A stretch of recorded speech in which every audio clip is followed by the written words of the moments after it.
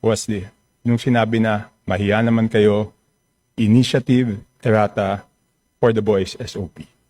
So ang initiative at errata ay nanggagaling po yan sa Kongreso. Kaya nga medyo nahirapan si Sec. Ralph na sagutin kung paano nabawasan yung iba dahil talagang Kongreso po may alam yan. At dalawang pagkakataon po yan, sa BICAM at sa small committee. So I would like to ask the chair to furnish all of the members the signed report of the small committee for 2025. Bakit gumagalaw yung oras ko? Hindi naman kasama yung sagot.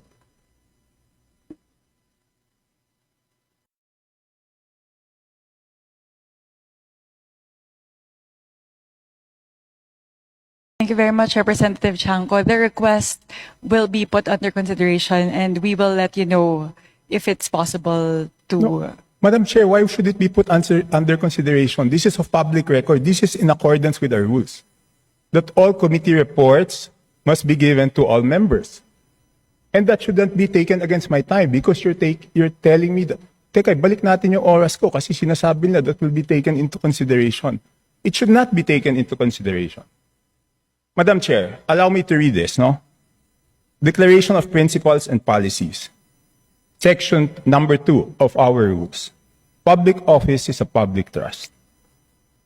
The House of Representatives and every member thereof are accountable to the people at all times. I will not read the ending portion. Number 3, efficient and effective access to and dissemination of appropriate and accurate information are imperative in lawmaking.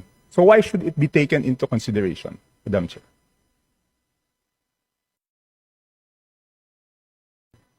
This representation was not the appropriations chair at the time. So the person who's covering the jurisdiction of that particular document, that is a document within the purview of the 19th Congress. Given that we've now crossed over to the 20th Congress, we would need to consider that request. Madam Chair, that's not acceptable. This is public records. Pareho pa naman yung COMSEC natin. At yan dapat linalagay sa archives. Do I have to read the rules again regarding archives of all documents? So may ang daming violation, Madam Chair. Walang record, hindi binigay. Ngayon, it's not readily available. Walang record sa archives. Ano to, sikreto? Again, this representation was No, not the let's ask the appropriations committee chair. chair. Let's ask at the the committee secretary, where are the signed records of the 2025 small committee report?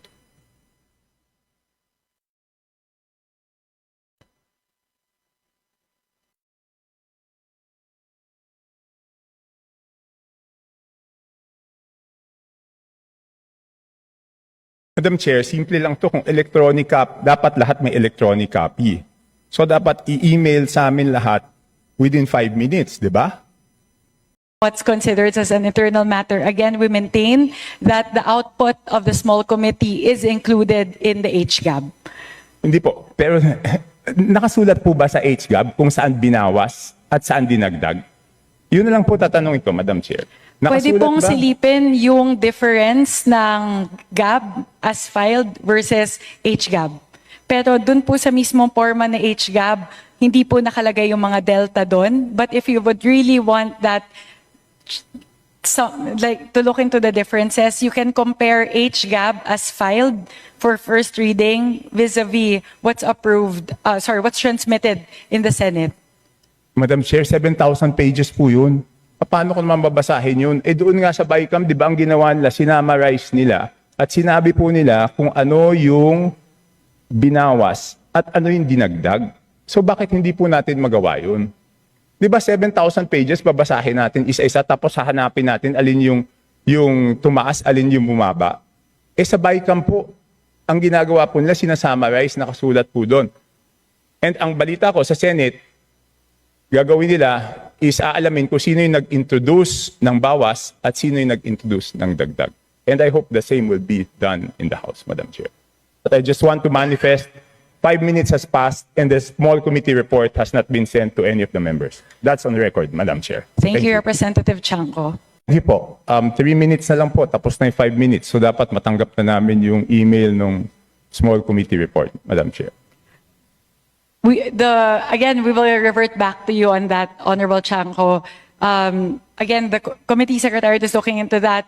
This is something that we can discuss internally. It's an internal matter of the Committee on Appropriations. So I would also not want that to hinder all of the other members to ask their questions pertaining to the 2026 fiscal year budget. So if we can get back to you on that, again, I can also ask the COMSEC to sit down and tackle the request, which we will put under consideration. No, Madam Chair, I don't need to sit down with the COMSEC. I am just requesting that each and every member of the House be given the copy of the small committee report wherein makikita po kung saan po nagbawas kasi walang madadagdag kung walang binawas. So yun lang po ang hinihingi ko, pakita lang kung saan binawas at saan dinagdag. Yun lang ang hinihingi ko. And Point is what's considered as an internal matter. Again, we maintain that the output of the small committee is included in the HGAB.